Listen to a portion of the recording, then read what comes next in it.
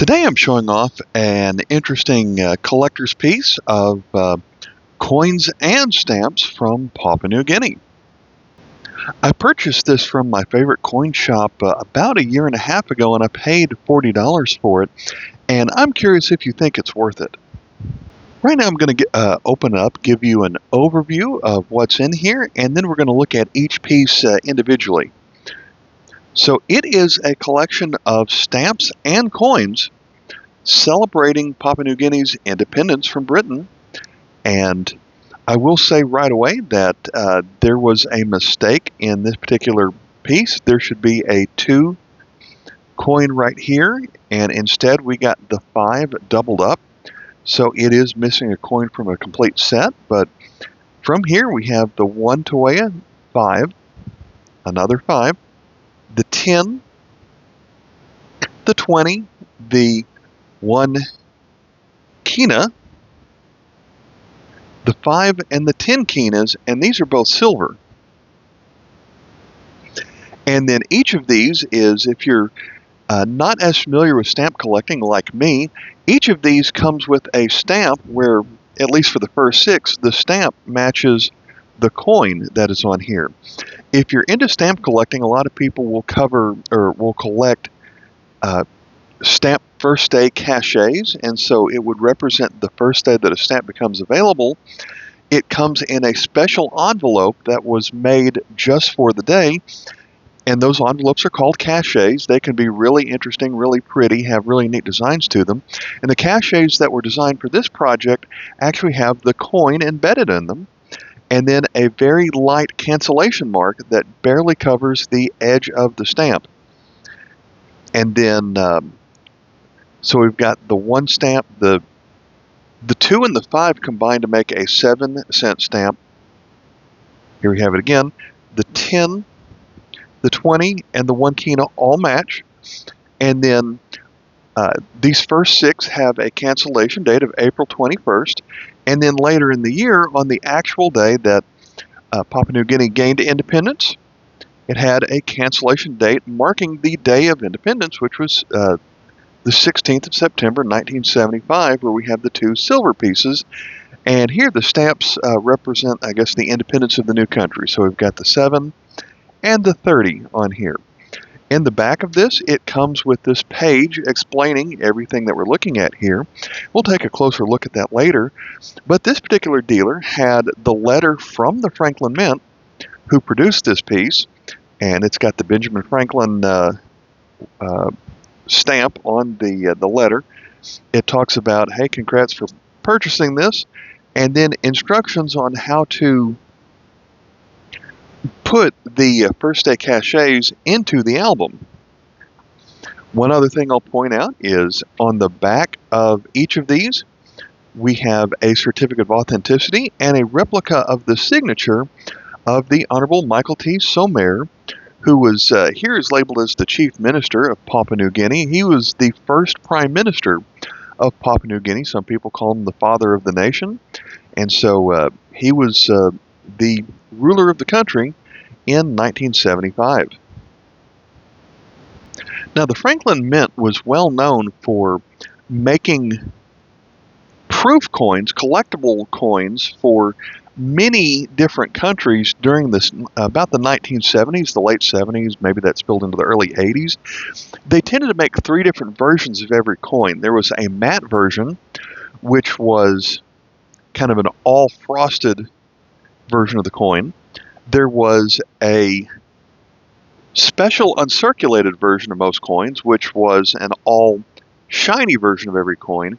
But then they also had the proof versions of each coin, which is kind of a combination of that. So the features are frosted, and then the smooth surfaces are mirror-like.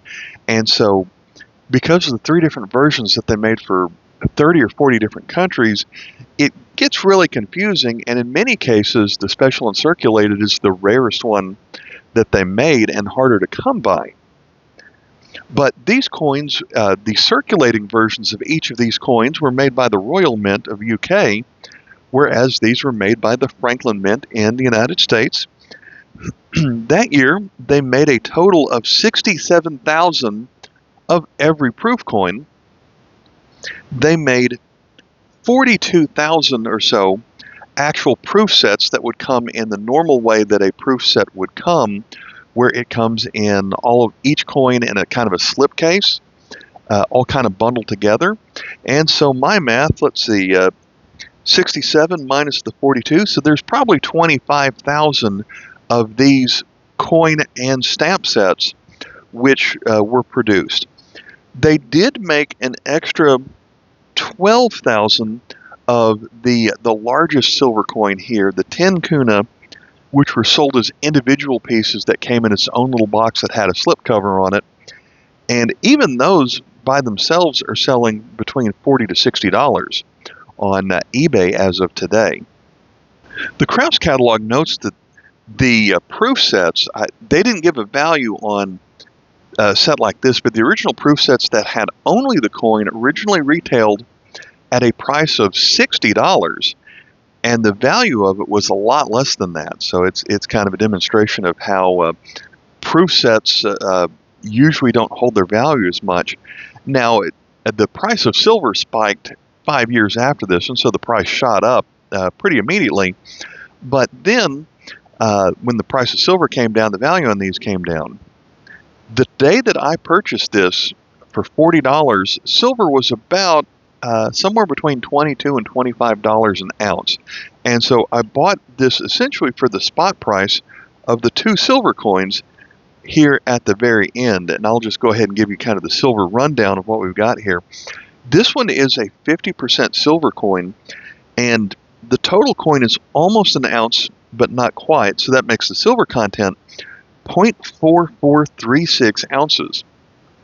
This one here is sterling, so it's 92.5% silver. This coin is larger than an ounce.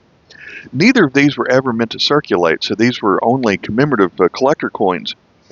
But this one has a silver weight of 1.2371 ounces. The day I am recording this video, silver is at $36 an ounce, making the spot price of just these two coins at $61. And so if these were issued for $60, it would have taken you 50 years just to get your the value of it to get back to the point where you could make money off of it, I suppose. What we're going to do now is I'm going to take a look at this page right here and highlight the individual coins. In 1975, the first coinage of the new nation of Papua New Guinea was issued. Official first-day cachets combining proof coins and commemorative stamps honoring Papua New Guinea's independence, and the first coinage were also issued. The first group of 6 first-day cachets was canceled on April 21st, 1975. On that day, the 6 coin denominations from 1 Tuea to 1 Kina were first issued to the public. April 21st was also the first day of issue of the new commemorative stamps honoring and depicting these coins. I guess I should hold it like that so it kind of shows up a little bit better. These coins portray Papua New Guinea's extraordinary wildlife. Together with symbols of the nation's sovereignty, the coinage employs a decimal system with 100 tueas equal to 1 kina. The kina is named for the region's earliest forms of currency, the pearl shell. The tuea takes its name from another shell used as the island barter. The 1 kina coin portrays 2 crocodiles found only in New Guinea. The hole in the 1 kina coin is a carryover from the days when coins were worn on strings or carried on sticks. The reverse of this coin carries a stylized emblem of the Bank of Papua New Guinea, while the national crest of the Papua New Guinea appears on the reverse of all of the other coins. So most of the coins will have this reverse design. Bennett's cassowary, a flightless bird indigenous only to Papua New Guinea, is the subject of the 20 tuea coin. The spotted couscous A member of the marsupial family is shown on the 10 Tawea coin. The 5 Tawea coin portrays the rare plateless turtle. The ornate butterfly cod.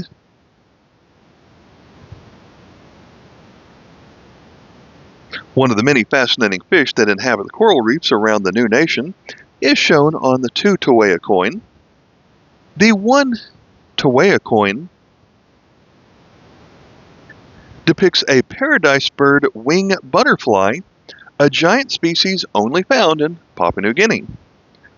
The 2 largest denomination proof coins, the sterling silver 10 kina and the 5 kina, minted in 550% silver, are contained in first day cachets commemorating the independence of New Guinea.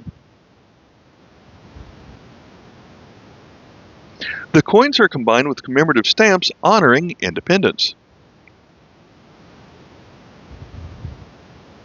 The bird of paradise, the national bird of Papua New Guinea, is portrayed on the largest denomination coin, the 10 kina. The 5 stars of the Southern Cross appear with the bird of paradise just as they do on the national flag. This coin is combined in a cachet with the 30 Tawea independence stamp, which depicts the national crest along with a map of Papua New Guinea and the surrounding islands. The 5 kina coin depicts the New Guinea eagle, which is combined with the 7 Tawea stamp, which depicts the national flag and a map showing the location of Papua New Guinea.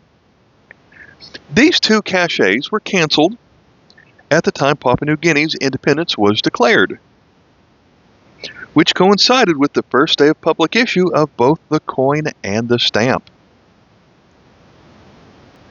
So I'll point out once again that when you purchase this set, at the time you purchased it, the album came with the first 6 coins already in it, I believe. And then the 2 back here, since they were made a few months later, you had to purchase them separately. And so that's why it came with this letter, instructions for handling. And so it came in an envelope where you would open, they did it in such a way where thinking that the envelope itself was going to be so special that you didn't even want to touch it. So it came with a method where you could put there was an outer envelope. You would slide it into the display piece right here. You'd open up this flap. You could slide the cachet into here in such a way where the cachet would stay in there, and then you could pull the envelope out to make sure that it stays in there and you never actually touch it. So it was interesting how they had that letter for the handling in here. Let's take one more look at the letter from the Franklin Mint.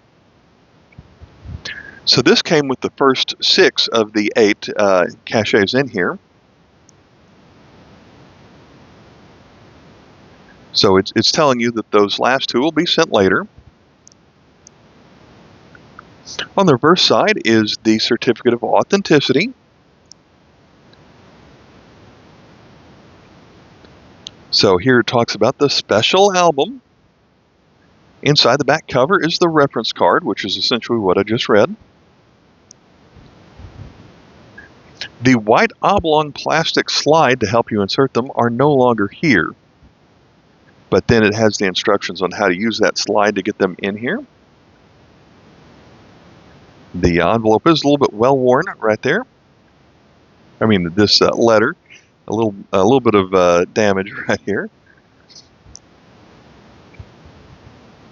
They combine the proofs of Papua New Guinea's first coins and stamps. We hope these historic cachets are a source of much pleasure now and in the years ahead. So I wonder if the original purchase of this was Mr. Rick Carrazza here in the nearby town of Nashville, Tennessee. I wonder if it was him or a member of his family who sold it to the coin store. Here, 49 years after these were issued. And so it kind of makes me wonder the history of how it got to me. But he was able to enjoy it for a while, and I've been able to enjoy it since.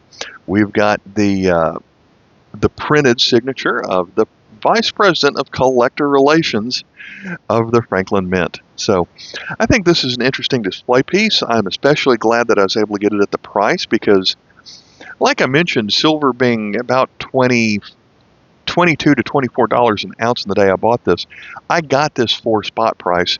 And today, now that the spot price of those two silver coins is at $61, I could potentially sell this at a profit. Now, part of that is the price of silver has just spiked in the last couple of days. But we would expect, as silver collectors, we always hope the price of silver goes up in the future. But if it ever goes back down, then that's a chance to back up the truck and buy some more. And until then, I'm certainly going to enjoy these coins, and especially in the set that it came like this. And glad that I was able to, it's odd that I was able to hold on to this for a year and a half without making a video of it, but that's just how things go. All right, I'll catch you in the next video. Until then, bye. Let me point out one more thing. If you're going to look in the catalog value, these are essentially coins 1 through 8 in the Krause catalog. So 1, the 2 Toea would have been a catalog KM 2, 3, 4, 5, 6, and then when you get to the silver coins, they did make non-silver versions of both of these coins that were still sold as proofs. Since this is the silver version, that's 7A and 8A.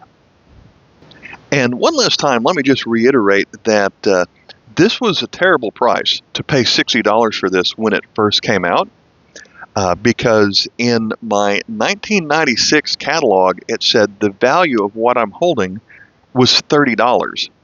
At least that was the value of the actual proof set, not the stamp and coin set. But the only reason that it's worth over the issue price today is because the cost of silver has 10x'd in the last 50 years. And so if it weren't for that, just a year ago, or a year and a half ago, it was only worth $40.